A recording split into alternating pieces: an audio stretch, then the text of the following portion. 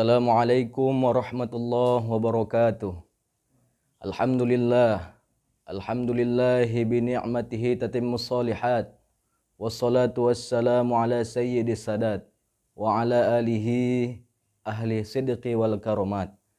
Ashhadu an la ilaha illallah wahdahu la syarikalah wa ashhadu anna Muhammadan abduhu wa rasuluh wa nabiyuhu wa safiyuhu wa khaliluh. Allahumma salli wa sallim wa barik wa karrim wa azim ala sayyidina wa maulana Muhammad miftahi babi rahmatillah adada ma fi ilmillah salatan wa salaman daimaini bidawami mulkillah wa ala alihi wa sahbihi wa man walah la hawla wa la quwata illa billah.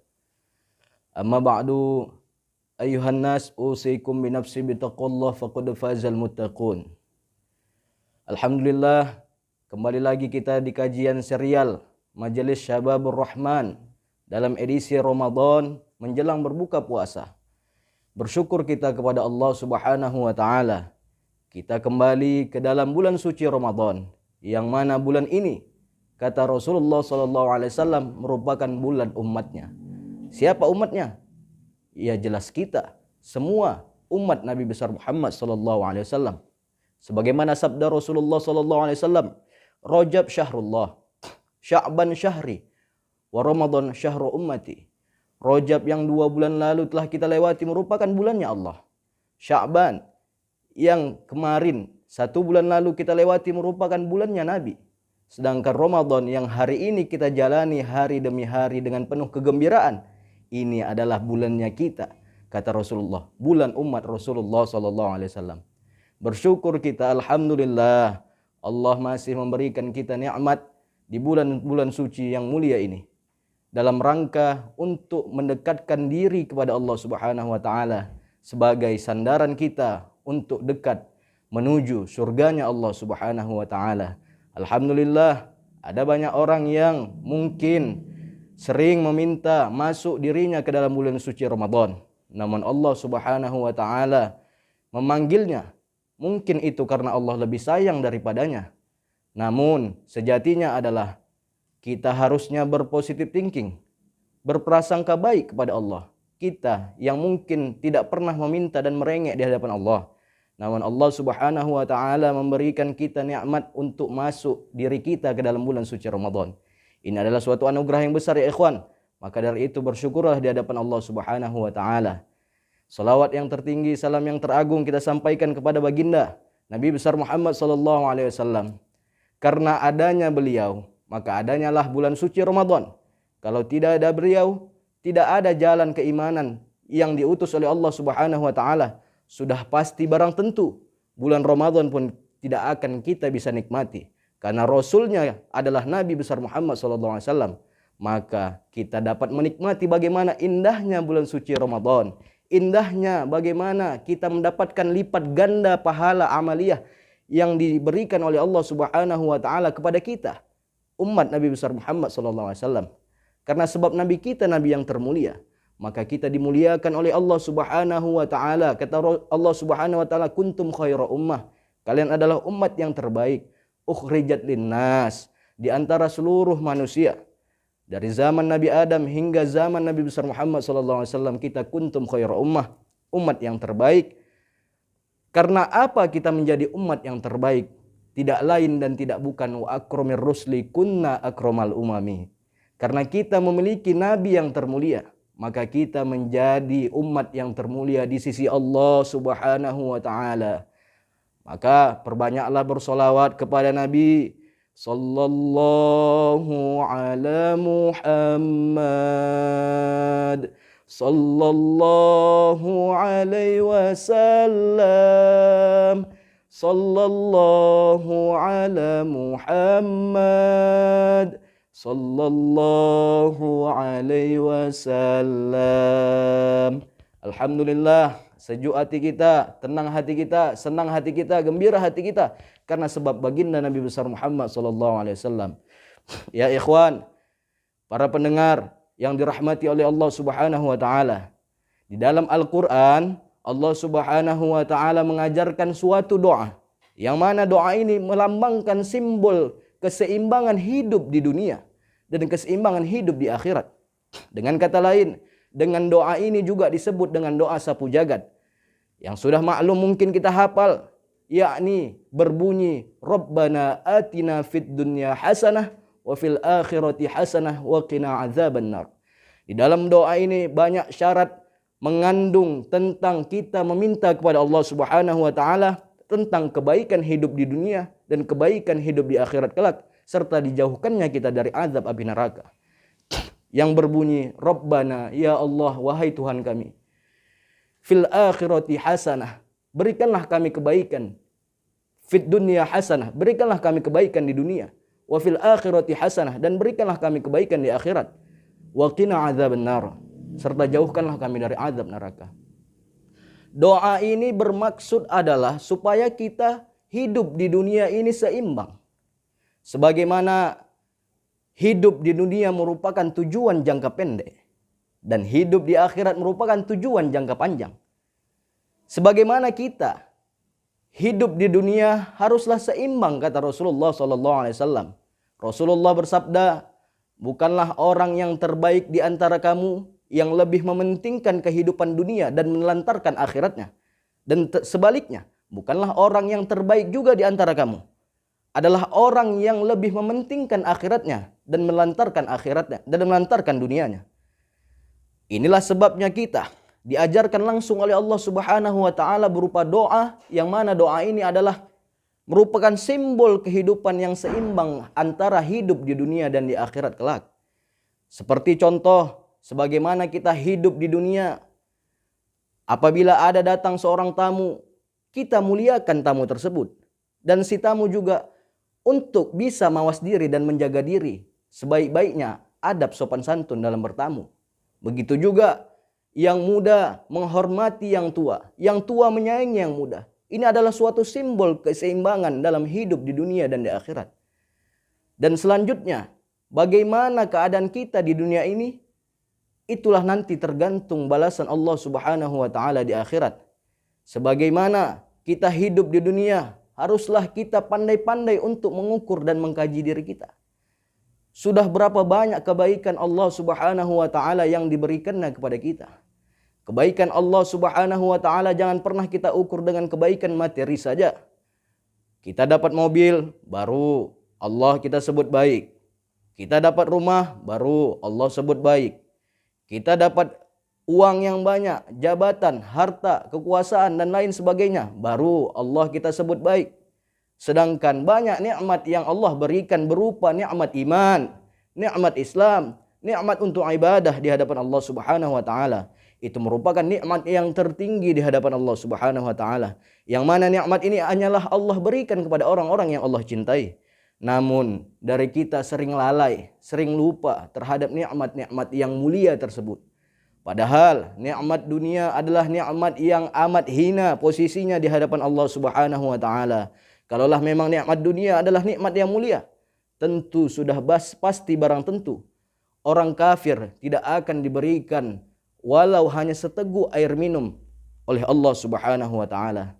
Namun Allah memberikan nikmat tersebut yang amat berlimpah mungkin kita lihat terhadap orang-orang kafir, terhadap orang-orang yang jauh dari Allah.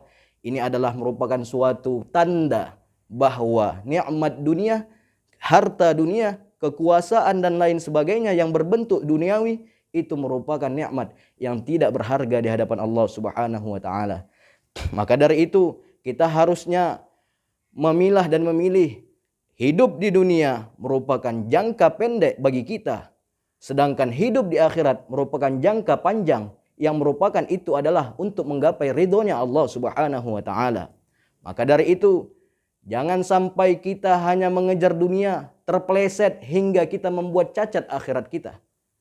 Kalaulah memang kita tidak bisa sukses di dunia, toh kita masih punya akhirat kita, yang mana dengan implikasi atau dengan kenyataan bahwasanya kita mengimani tentang adanya akhirat, dengan kebenaran adanya akhirat, ini menjadikan kita menjadi manusia yang berakhlak, manusia yang beretika, yang melahirkan akhlak yang baik.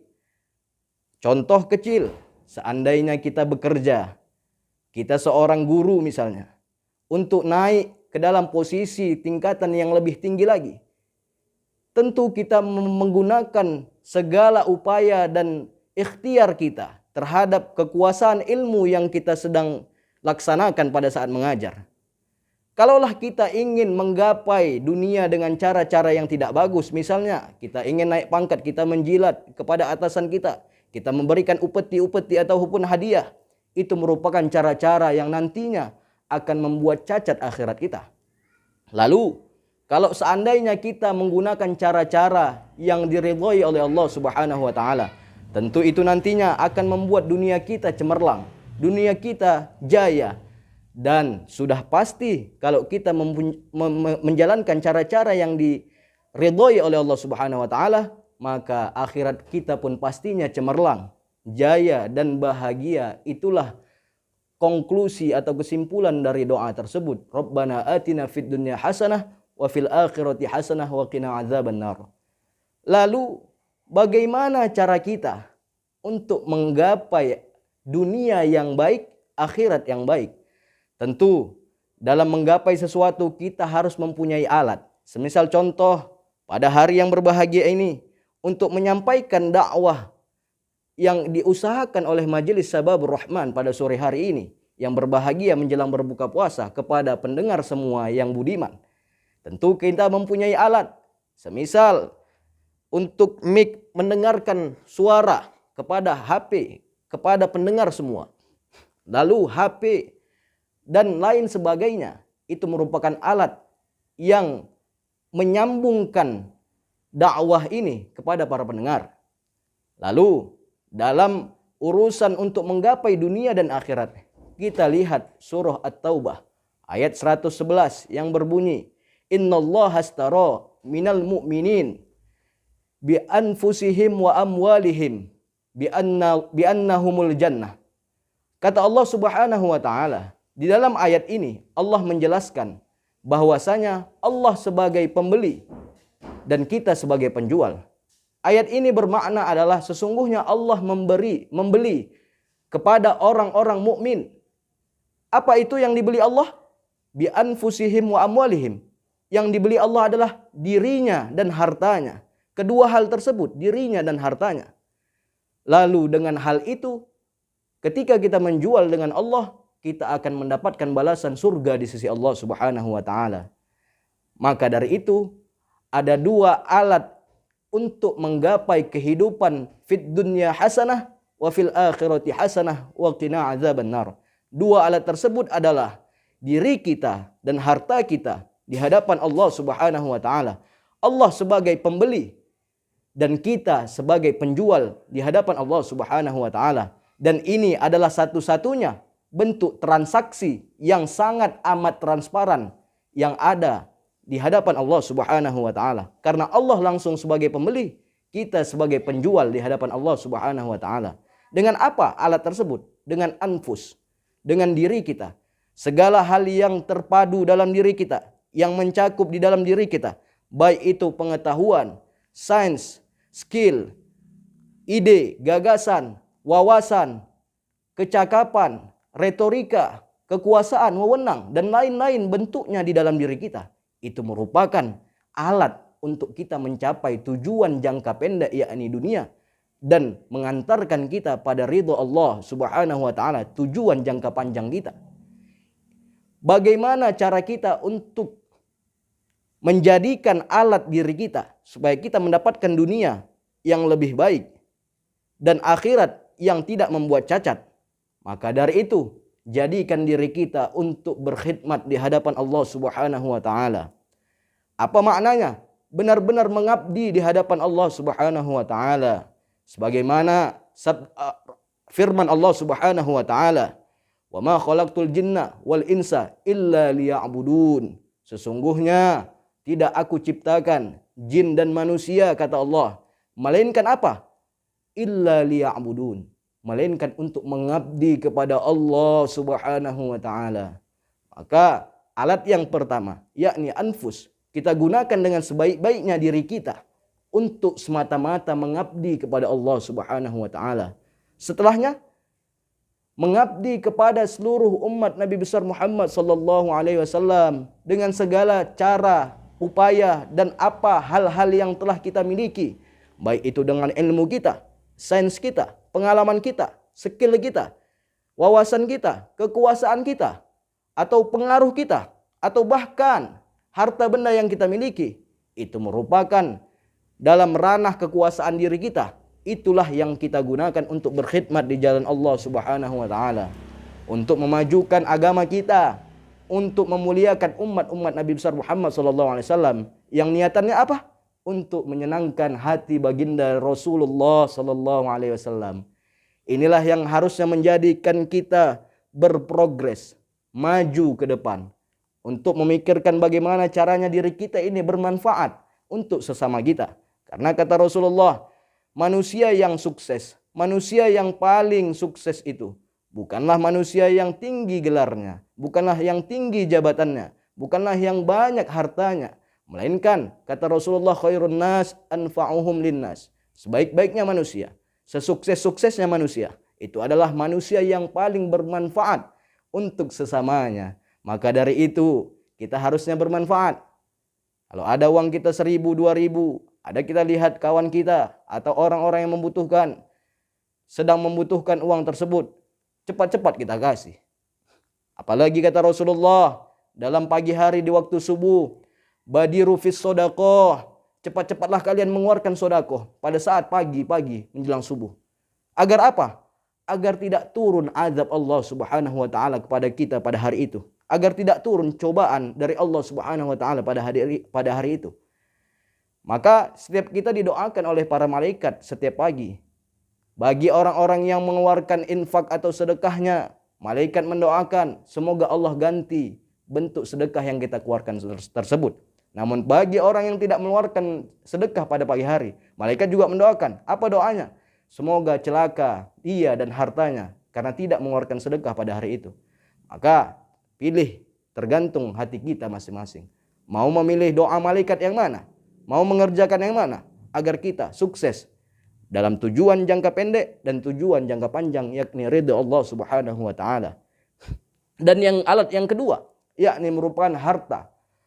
Wa amwalihim, itu merupakan harta, alat yang diberikan oleh Allah Subhanahu wa taala yang semata-mata kita jual kepada Allah Subhanahu wa taala dalam menggapai urusan akhirat. Bagaimana harta dalam menggapai tujuan dunia?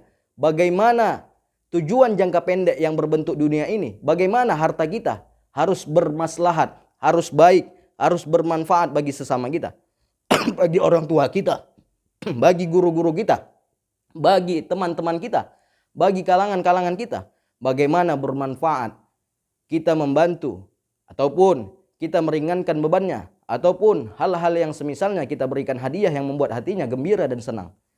Itu untuk membuat dunia kita baik seperti yang dikatakan doa tersebut. Untuk tujuan jangka panjang yakni akhirat dan ridho Allah Subhanahu wa taala, bagaimana harta kita ini kita gunakan? Kita gunakanlah untuk membantu pondok-pondok pesantren yang ada di sekitar kita. Karena itu adalah bentuk area dalam rangka untuk mewariskan ilmu-ilmu Rasulullah SAW. Itulah bentuk jihad yang sebenarnya, melanjutkan perjuangan dakwah dan ilmu Rasulullah SAW. Dan harta kita gunakan untuk jihad-jihad yang lain.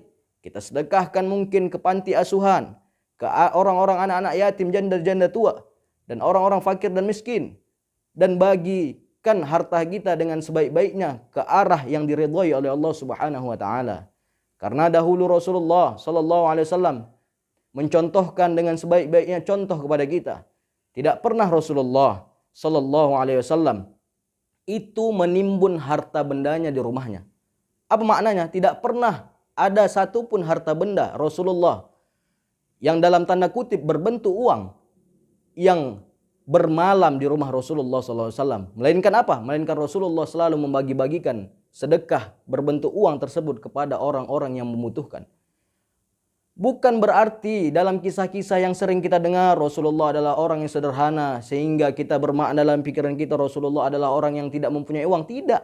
Rasulullah adalah orang yang amat kaya, orang yang mempunyai uang. Namun karena kedermawanannya Rasulullah yang amat sangat terpuji akhlaknya, sampai-sampai dipuji oleh Allah Subhanahu wa taala, wa innaka la ala khuluqin azim. Sesungguhnya Rasulullah merupakan dalam berada tingkatan akhlak yang amat agung, amat mulia di sisi Allah Subhanahu wa taala.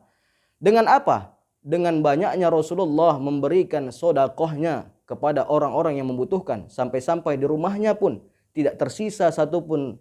Kalau kita uang kita sekarang kita sebut 1 rupiah pun mungkin tidak tersisa di rumah Rasulullah SAW.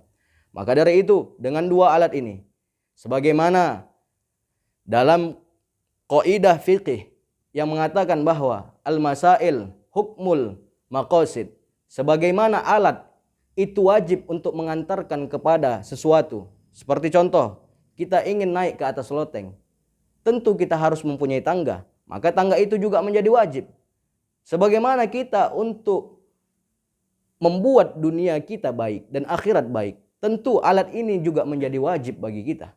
Kalau memang kita mempunyai anfus berupa pengaruh, kekuasaan, atau bahkan kecakapan dalam berbicara, mengajak orang untuk berbuat baik, wa ta'muruna bil ma'ruf, dan mencegah orang berbuat mungkar, wa tanhauna 'anil munkar, maka itu yang kita lakukan dengan anfus kita, dengan diri kita. Kalau memang kita mempunyai harta, namun tidak banyak misalnya, seberapa kita mampu untuk mengeluarkan harta tersebut di jalan Allah Subhanahu wa taala? Atau memang kita orang yang amat kaya? Ayo, para dermawan sekalian, para konglomerat sekalian, harusnya kita berbagi di jalan Allah Subhanahu wa taala. Dan ini adalah bulan suci Ramadan. Ramadan adalah laboratoriumnya ruh. Sebagaimana ruh kita juga perlu makan, ruh kita juga perlu untuk sehat, sebagaimana jasad kita yang kita lebih pentingkan daripada ruh kita selama 11 bulan ini. Maka disinilah 1 bulan kita prioritaskan untuk memberi makan ruh kita, untuk memberi makan ruhani kita, agar ruhani kita hidup. Dengan ruhani yang hidup, insya Allah kita pun lebih fokus beribadah kepada Allah. Dan insya Allah mudah-mudahan Allah Subhanahu wa taala memberikan janji yang berupa inna akramakum indallahi atqakum. Apa kata Allah Subhanahu wa taala? Sesungguhnya Allah Subhanahu wa taala hanya memuliakan, hanya menghormati, hanya mengagungkan orang-orang yang bertakwa di hadapan Allah Subhanahu wa taala. Mudah-mudahan di Ramadan kali ini kita bersungguh-sungguh, hanya 1 bulan ya ikhwan, untuk memperbaiki ruhani kita, agar kita seperti apa yang dikatakan Allah Subhanahu wa taala, orang-orang yang dimuliakan Allah Subhanahu wa taala adalah orang-orang yang bertakwa. Karena tujuan dari puasa adalah la'allakum tattaqun, agar kalian menjadi orang-orang yang bertakwa. Dan puasa merupakan perisai, senjata bagi kita untuk melindungi hawa nafsu kita. Sebagaimana sabda Rasulullah ketika pulang dari perang Badar pada saat itu. Apa kata Rasulullah? Arja ila jihadul asghar ila jihadul akbar. Kita berangkat, ayo semua berangkat dari jihad yang kecil menuju jihad yang besar. Ketika itu para sahabat terkejut mendengarnya. Ya, ini kan perang Badar, merupakan jihad yang besar. Sebagaimana umat muslimin pada saat itu berjumlah 313 orang melawan ribuan orang-orang kafir pada saat itu. Namun atas kekuasaan Allah Subhanahu wa taala, umat muslim pada saat itu menang. Lalu terkejutlah para sahabat, "Ya Rasulullah, ini kan merupakan jihad yang besar. Kenapa kita pulang lagi atau pergi kepada jihad yang besar? Ketahuilah bahwa ini adalah merupakan jihad yang kecil. Jihad yang besar apa? Yakni jihad melawan hawa nafsu, melawan amarah kita, melawan hawa nafsu kita, melawan segala bentuk tindak tanduk yang berada dalam posisi hawa nafsu kita. Itulah yang mestinya kita lawan, dan ini disebut Rasulullah jihadul akbar, jihad yang besar. Mudah-mudahan insyaallah di Ramadan kali ini, Ramadan ini merupakan Ramadan yang terbaik bagi kita, Ramadan yang membawa berkah bagi kita. Bukan hanya kita, untuk keluarga kita, orang tua kita, orang-orang yang kita cintai, dan orang-orang yang mencintai kita. Mudah-mudahan ini bermanfaat bagi kita semua. Dan kalaupun ada hal-hal yang tidak berkenan di hati para pendengar, saya mohon untuk dimaafkan. Maka dari itu kepada Allah lah kita memohon ampun dengan sebanyak-banyaknya dan sebaik-baiknya. Mudah-mudahan di Ramadan tahun ini kita mendapatkan ampunan dari Allah Subhanahu wa taala dan mendapatkan hal yang istimewa nantinya di akhirat, menjadi catatan amal terbaik yang menggembirakan hati baginda Nabi besar Muhammad sallallahu alaihi wasallam. Billahi taufik wal hidayah wal afu minkum. Wassalamualaikum warahmatullahi wabarakatuh.